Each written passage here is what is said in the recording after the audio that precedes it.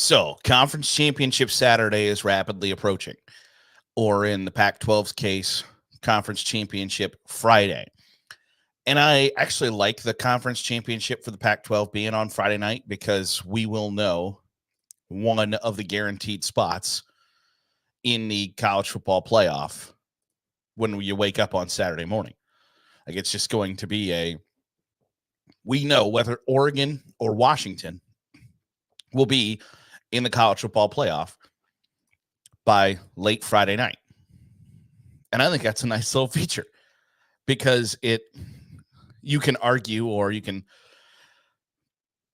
make the argument, I guess, that will affect the way teams will play on Saturday or not, whether Texas knows that they've got a chance to make the college football playoff or not, whether Alabama knows they've got a chance to make college football playoff or not, or Florida State, or whoever you want to throw in there.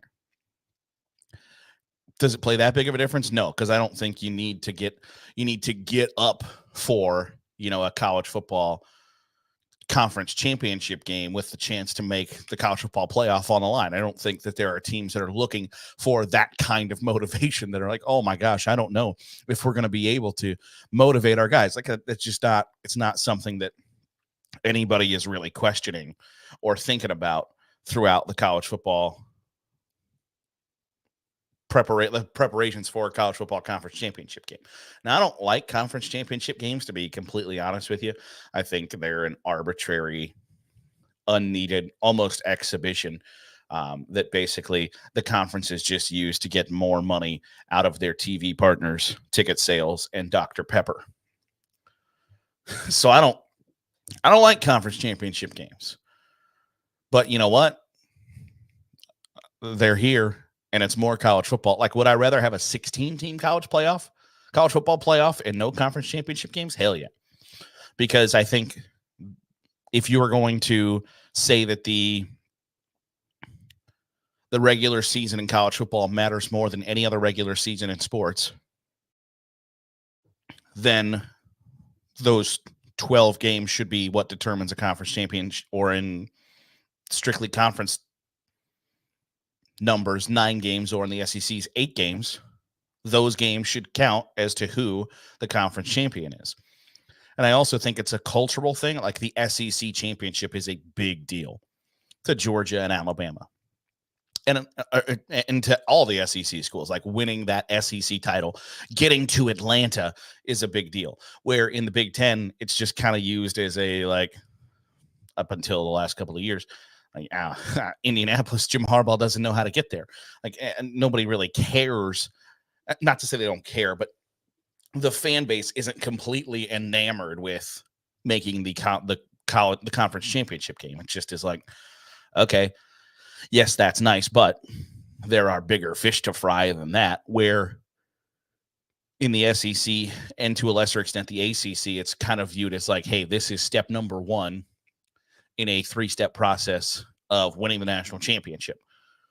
Okay, if that's the way you look at it, fine, whatever. I do think that the ticket prices are super interesting, that you can get a ticket to the MAC championship game on Saturday, and obviously this is apples to oranges, but you can get a ticket to the MAC championship game for $5 on Saturday.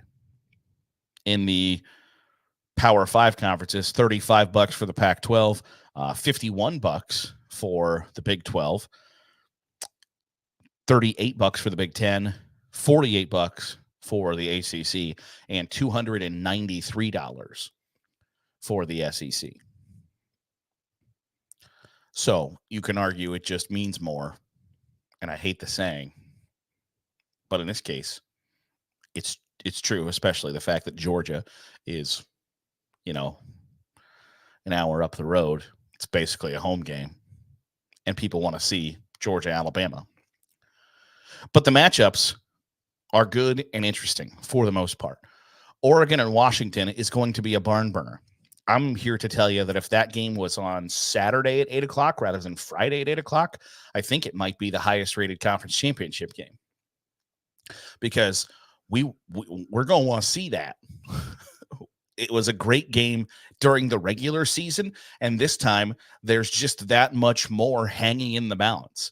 It is essentially game number 1 of the playoff, because the winner's going to the Final Four, and the loser is going to think about what might have been. It's super intriguing, and I can't wait to check it out, because it's going to be really good, really fun, really explosive. Two teams that know each other really well, that played each other really closely in the regular season. I'm here for it. I want to see it. I think they match up with one another really well. The old adage is, styles make fights. I think the two styles of each team makes things really fun and interesting. So that's up for grabs. And also on Friday, Liberty is at home in the Conference USA Championship against New Mexico State. New Mexico State team who the last time out just beat the piss out of Auburn. Liberty's undefeated. Liberty's playing for a potential spot in the group of 5 in the New Year's 6. If Tulane doesn't beat SMU, Liberty is going to be the group of 5 representative at 13-0 and play probably Penn State in the Fiesta Bowl or something, like the Cotton Bowl or whatever. Like, Liberty's playing for a lot on Friday night too. But New Mexico State's no slouch. They're 10-3. And their losses are at Hawaii. Not an easy place to play. They lost at UMass week number 1 in a tough game, and then they lost to Liberty. There's a lot riding on Friday night. On Saturday, Oklahoma State is at Texas. Not the matchup that I think people wanted. I think, truth be told, you wanted, and I'm sure the Big 12 will tell you, hey, we wanted OU Texas in the Big 12 championship game one last time, because like Oregon Washington, rivalry game, big time matchup that was a down to the wire affair the last time they played. Now I would take Texas. I guess if I'm making picks, Oregon Washington is really difficult for me, because I think Oregon is the better team. And I think Washington might be the better coach team. And that's a difference, especially when it comes to a conference championship game. I think Oregon should win. I'm having a difficult time picking against Washington, but I think Oregon is really good. Now, their fan base doesn't think I think that, after my video last week about how are these guys ranked number 6. And I think that comment still holds. Like, your marquee win is Oregon State compared to Texas. Texas has a win over Alabama. Alabama has wins over LSU and Ole Miss, and Ohio State has wins over Notre Dame and Penn State, and Oregon has wins over Oregon State and Utah. Okay. I think Oregon's really good, but their resume is not. And I think those two things are separate. And whether Oregon fans believe that or can understand that, I don't know. But I'm going to take the Ducks in a tight one. And I think it's either Oregon wins close or Washington blows their doors off. I don't see that as being Washington winning a close game. I see it as Washington winning like a 49-21 game that makes them the number 3 seed in the playoff and makes Georgia or Michigan shaking in their boots that they got to play them. Or Oregon wins a really tough, hard-fought, even matchup. So I'm going to take the Ducks in what I think is going to be a tight game. I think Texas has no problems with Oklahoma State. And it feels like almost a traditional Texas letdown that they haven't really had this year. Now, you can argue that they have had those letdowns. They've just fought through those letdowns to get victories. Iowa State, Kansas State. Texas has not had as easy of a road. TCU, I think they struggle with. Texas has not had an easy road to the college football championship, conference championship weekend. Now, you could argue that makes them a better team because they have had to face adversity that Oregon hasn't really had to face outside of losing to Washington. But they lost their biggest, I guess, the second biggest game of the season. The second most difficult matchup. Playing Oklahoma is their biggest game of the season, and they lost. And I don't think that's a traditional letdown by any means. You lost a rivalry game at a neutral site by 4 points. That's not a oh my gosh, we lost to somebody we had no business losing to. But that's what a loss to Oklahoma State in the conference championship game would be for Texas. So it feels like they are ripe for that. But I just think Oklahoma State is outmatched in that regard. I just don't think that they have the firepower to compete with Texas in this situation. And I think they've been weirdly streaky at times, that when they got their asses kicked by South Alabama. They got their asses kicked by UCF. When they are off, they are off. They're in the conference championship game. They lost 45-3 to UCF, and UCF is 6-6. They lost 34-27 at Iowa State. Iowa State finished 7-5. They lost 33-7 to South Alabama. I mean, they've got nice wins. They beat Oklahoma. They beat Kansas. But their losses are really not good. They lost to South Alabama 6-6. They lost to UCF 6-6. They lost to Iowa State 7-5. I just think Texas has too much firepower, and there's too much at stake for them to get a slip up in that scenario. So that is Saturday at noon Eastern on ABC. I guess I should have mentioned Oregon, Washington, 8 p.m. on ABC Eastern, Friday night. 4 o'clock Eastern, Saturday, Georgia, Alabama. It is a trendy pick to pick the Crimson Tide.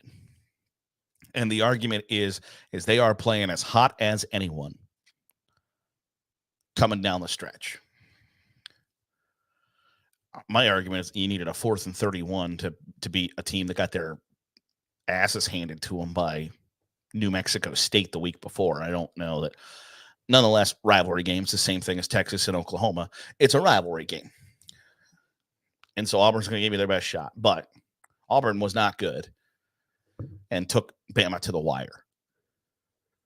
To then turn around and take on the 2-time reigning, haven't lost a game since Donald Trump was president, Georgia Bulldogs, I think is a tall task. It's essentially a home game for Georgia. I think Michigan's the best team in the country, and I don't think it's particularly close. Now, I think Michigan, like Texas, is ripe for a letdown game where you just look around, and I've said this before, that Michigan loses one game a year where it's basically from Jim Harbaugh's arrogance. And I think last year, that game came against TCU in a tough spot. There are people who believe that Georgia is far and away the best team in the country, and I don't think there is a far and away the best team in the country. I think Michigan is the best team in the country, but I think Georgia can at times play like the best team in the country and can look like the best team in the country, and I think they do that against Alabama. I don't think it's close. I think Georgia wins by 10, 14. I think Alabama's the last team that can make the college football playoff, and that's by leapfrogging and getting a win over Georgia. I just don't see that happening. Give me the Bulldogs somewhat comfortably. I think Michigan-Iowa is a not great matchup for Michigan, and I don't think that matters. I think Iowa stylistically matches up with Michigan really well. And I've come to appreciate the way Iowa plays football. I don't necessarily like it, but I can understand it, that it's not pretty, and they've got to do it the only way they can do it, and that is our offense is not going to outscore your offense. It's just not going to do it. Our offense stinks. But if we can keep your offense in check with our defense, can our defense outscore your defense? Is essentially, can our defense and special teams outscore your offense? It's not the way the game of football should be played in 2023. Like we've advanced past the forward pass, but they know who they are and what they are. And I give them a lot of credit because it takes a lot to admit that, like, hey, we are really not good in this aspect of the game. Now, that aspect of the game is essentially 2/3 of college football, but they're not good at it. And so instead of pretending like they are, they just say, all right, if we can exist long enough offensively to put together like 2 first downs to give our defense a rest, and if every once in a while we can bust a play for a touchdown or set us up into field goal range, or best case scenario, our defense gives us a short field via a 3-and-out or a turnover, that's our path to victory. It's not a pretty path to victory by any stretch of the imagination, but it is a path to victory. I just don't think it happens against Michigan. I don't think Iowa can slow down Michigan's offense enough to get the win. But it's not a pretty game by any stretch of the imagination. Nobody is going to view that contest and be like, man, they play great football in the Big Ten. I just think that's a reality of the situation. But I think Michigan comes out with one of those like 26-9 rock'em sock'em, grind it out. It wasn't pretty, but it's a win victory. So give me the Wolverines. And the final matchup is maybe the one that has the most writing on it. I don't believe that Florida State gets left out of the college football playoff if they're 13-0. I just don't think the committee has the balls to do it. They can continue to tell me that they believe that their job is to rank the 4 best teams. I don't think they have the stones to leave a 13-0 Power 5 conference champion outside of the top 4. I don't think they do it. But if they lose, Florida's going to finish the rankings number 10. Like they're Florida State might finish behind Alabama if Alabama loses to Georgia. They might finish behind Texas if Texas loses to Oklahoma State. I'm here to tell you that the committee wants every reason to not rank Florida State and is begging for the Seminoles to lose because they don't want them in the college football playoff. They don't. You lose Jordan Travis, it's a drastically different team. And that's okay to say. It's truth. It's reality. It's a different team. And is a Jordan Travis-less Florida State one of the 4 best teams in the country? No. And that's okay. But if your job, and you say your job over and over and over again, is to rank the 4 best teams in the country, that's not rank the 4 best records, not rank the 4 best resumes. It's the 4 best teams. A Jordan Travis-less Florida State is not one of the 4 best teams. And the committee is hoping and praying that Louisville beats Florida State on Saturday night. I just don't think it's going to happen. I think Louisville is still, I don't think they're good. And that's not fair. I don't think they're great. I think they are good enough to play the way that they did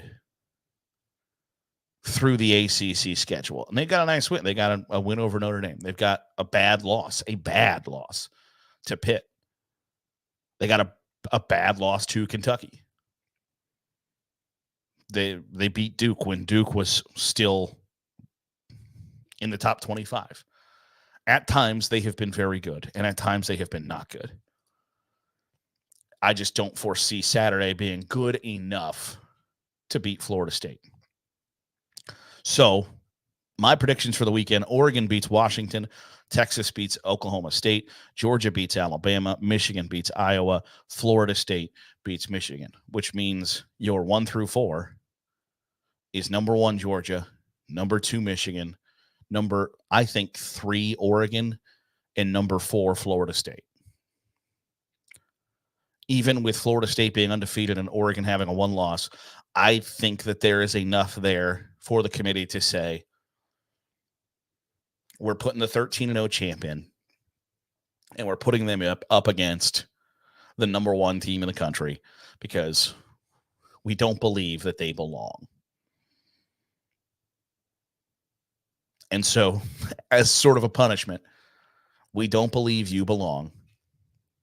Therefore, we're going to put you up against a juggernaut. And if you win and prove us wrong, oh well, we still win because a lot of people are going to be watching. That's just how I think they view it. I think Texas is on the outside looking in a lot of scenarios. And I think that sucks because their one loss is to a pretty good team in a rivalry game at a neutral site by 4 points. But this has just been one of those years in college football where there wasn't the marquee upset to take somebody out of the running in the top 8. I mean, when you look at the top 8, number 6 lost to number 2, number 5 lost to number 3, and number 8 lost to number 7. Those are the losses in the top 8. So that's a tough spot to be in as the committee, as, hey, we've only got 4 slots, when the losses in the top 8 teams are 5 lost to 3, 6 lost to 2, and 8 lost to 7. That's a hell of a spot to be in. But that's the reality of the situation. And I think it's tough for Texas because are they one of the 4 best teams in the country? You can argue that. I think pretty strongly and have a really strong case there, especially compared to a Florida State team without Jordan Travis. I don't think the committee has the stones to say, sorry, Florida State, you've won every game. You did everything that we asked you to, but we can't put you in the Final Four. I just don't think they have the balls to do it. So that's my college football playoff predictions going into Sunday. We'll be with you on Sunday after the rankings are released. We'll recap them. We'll debate them. We'll dispute them. We'll speculate about the reasonings and all those things. And that's what makes college football fun. So we'll do that on Sunday here on the Daily Huddle with Saturday Glory. Appreciate you making us a part of your day, however it is, wherever it is you're doing so. Again, back at it on Sunday. If you're watching on YouTube, hit the subscribe button. Make sure you're getting all the great college football content we're pumping out here at Saturday Glory.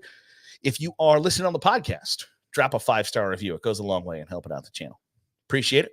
See you on Sunday, where we'll have official rankings for the college football playoff here on Saturday Glory.